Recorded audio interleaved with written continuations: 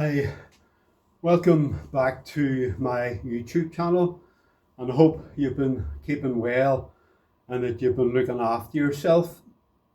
I hope you've been enjoying the videos so far, and you know we've really been on a bit of a journey together. I was just thinking back in hindsight, um, when I went to college and I had to go off to Africa to do a field term. And when I was working in Africa, I was in Nairobi and I travelled really right up to a place called Kitale. I was in Tenwick, Kericho, and it was a really wonderful experience. Even though it was a long time ago, the memories are still really vivid in my mind. But when I was there, I was I was actually working in a hospital, but um, they had asked me to go along to one of the local schools and really take part within the school assembly. So I got up early that morning and I got my books together and I play a little bit on the guitar. So I brought that along just in case. But when I arrived at the school, I just thought, well, there was only going to be, maybe a few sort of children and young people there, at the assembly. In fact, I thought at the time it was maybe just a classroom situation.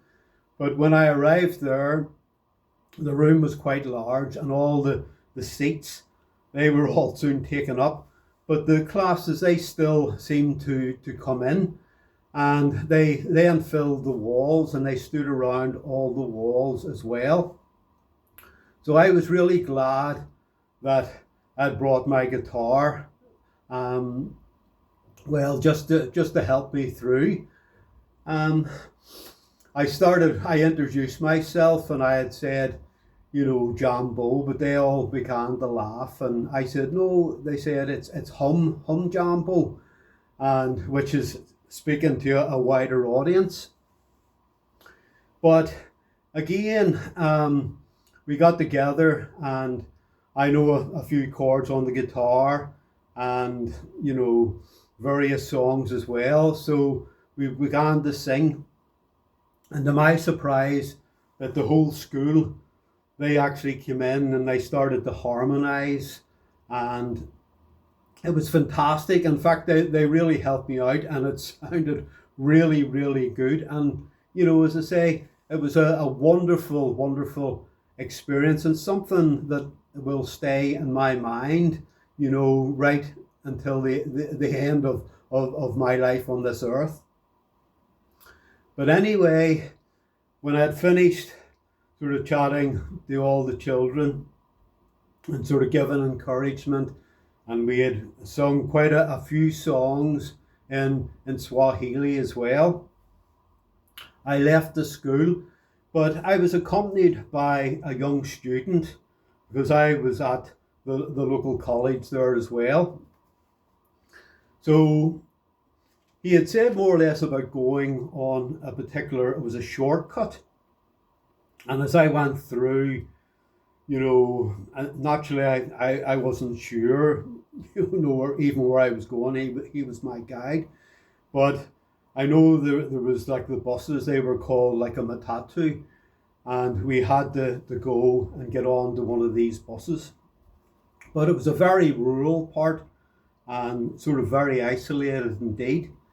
And as I went through, I had my books in one hand, I had my guitar in the other, and I made my way down. But suddenly, I was approached by this individual. And again, I was on quite a high with being at the school and with the music, and I just thought the music was great. And it really set my mind. And, it was a great sort of inspiration. So I was really on a bit of a high, and I wasn't really fully concentrating what was around me. And I was sort of putting my trust in this young student. But this guy came along, and he asked me, did I have any money? And I said to him, really through the student, he had to interpret at that particular point in time. And it was more or less, he was really sort of quite persistent. And I could see the young student, his face and his body language, everything was really changing. And this chap now, he was really, he was quite tall, and he was very lean. And again, he sort of towered over me, and I'm over 6 foot tall as well. But really not the matter. I just thought that, I would just more or less have a bit of a chat with him, and that, eventually things would sort themselves out. But again, as I say, I noticed the young student, on this particular point, that the young fella, he started to cry, and he was really, really very nervous. And again, I wasn't really sure what was going on. I knew this chap was after money, and I was just more or less a mature student myself, and I didn't have any money. In fact, if I had had a few pound in my pocket, then I would have, naturally I would have said to him, look, there you are. But I'd said, look, I don't have any money to give you. I says, I'm sorry. I says, I'm a student, and, I have to pay my way through college and things like that. But the other young student, he got himself into a real state. And this other guy, he'd take me by the hands and add a rings on my fingers, and he was really trying to pull the rings off my fingers.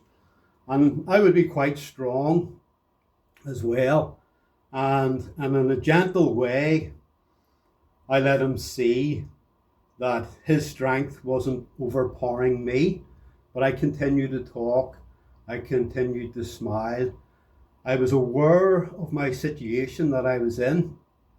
In fact, there was really nothing much that I could do, because I was in, as I say, Africa. It was a place that I had no really idea. It was a rural part. And there was 2 other chaps. They were actually cutting the grass just behind this other individual, and they were just off to the right, and I was watching them.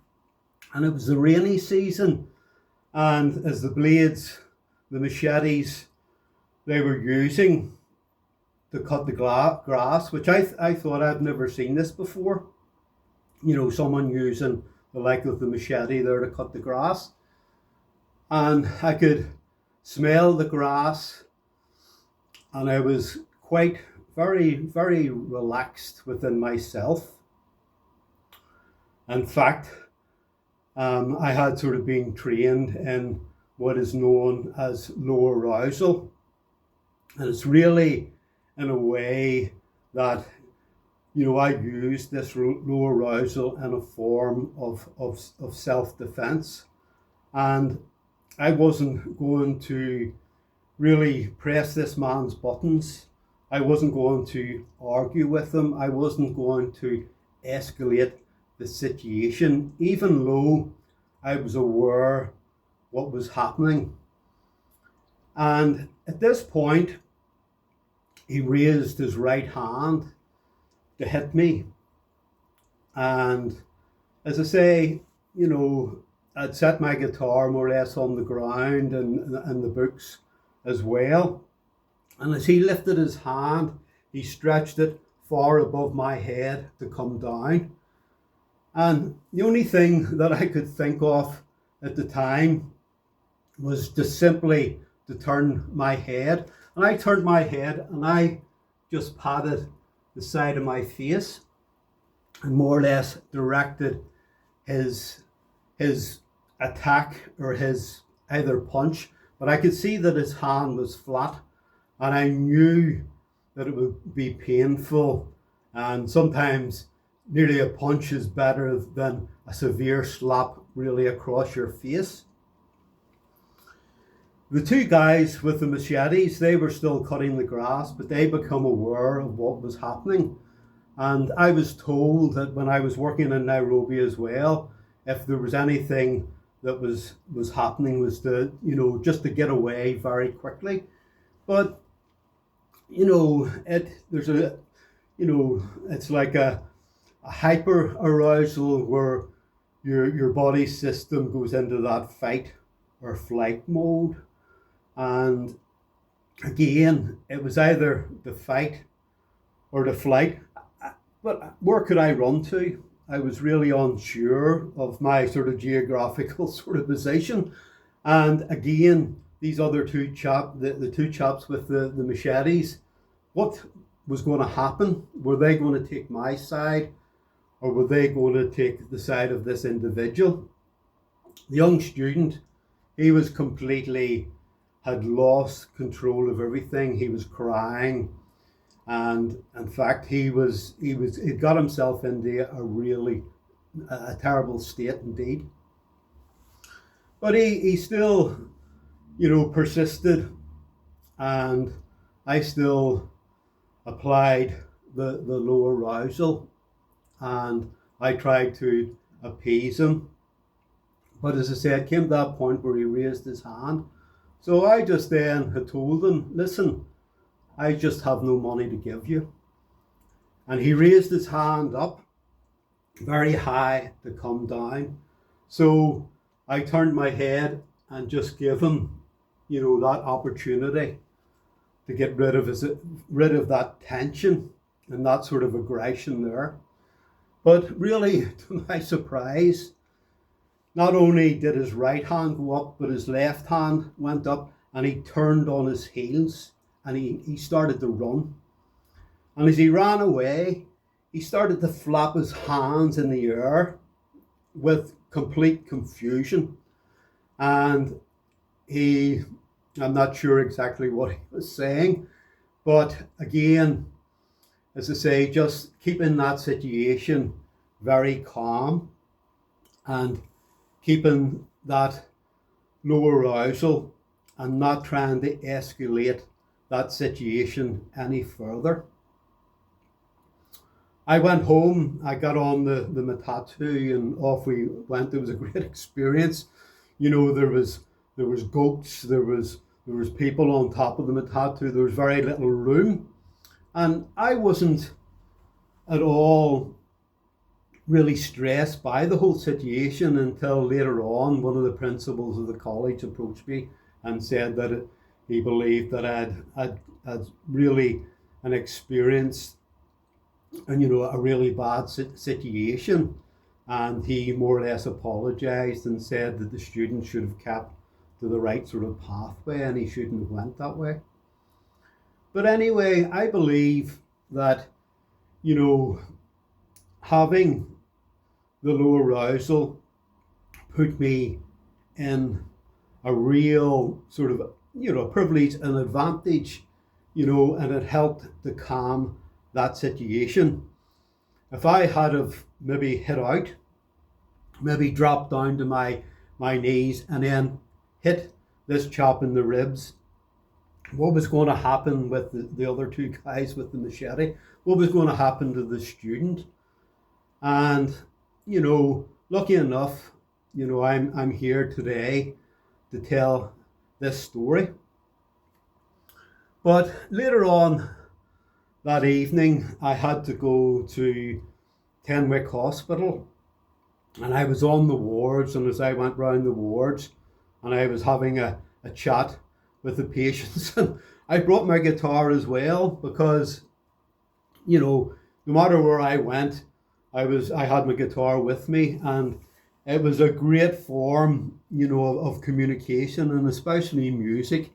And, we had a few sing-songs on the ward as well.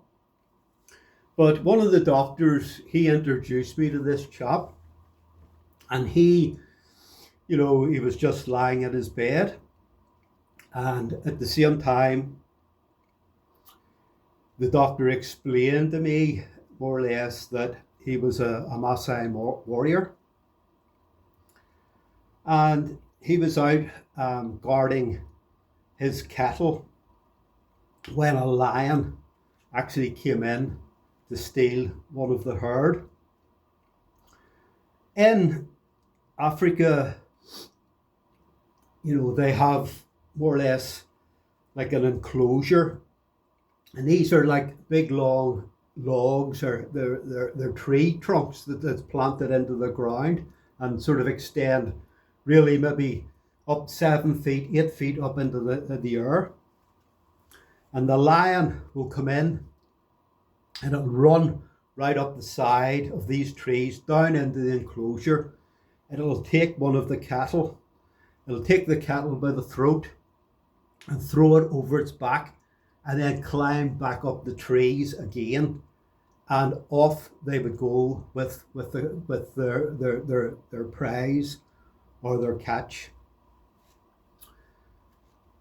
But this Maasai warrior, as he lay in the bed, and I more or less sort of chatted with him, he was wearing a pair of pajamas, and he opened the buttons of his pajamas, and there the whole upper torso, the chest area, the pectorals, the stomach, and completely was covered in stitches. In fact, he was like as if it was a patchwork quilt that he was sewn together. And through the doctor, the Maasai, he explained to me that when he was guarding the cattle, and when the lion came in, he then used his short spear to go in and to fight this lion. And basically, he had no choice, and he fought the lion, and he actually was able to spear the lion to death to protect his family, protect his livelihood, and to protect those cattle. But like me earlier on, I reflected on my low arousal and how sometimes in life we can be faced with different situations. And even though we can have that low arousal, we have to realize at times we have to defend ourselves. We have to defend our family and our friends. And just like this Maasai warrior, he fought, and I will never forget the smile that was upon his face when he proudly showed me the hundreds, maybe 1,000 stitches that he had really holding his flesh together. And he was so proud in what he had done to save his family and the cattle. So there is times that we can use low arousal, and sometimes there is other times when we have to defend ourselves, to protect ourselves, and to protect our family. So remember how to count. 1, 2, 3,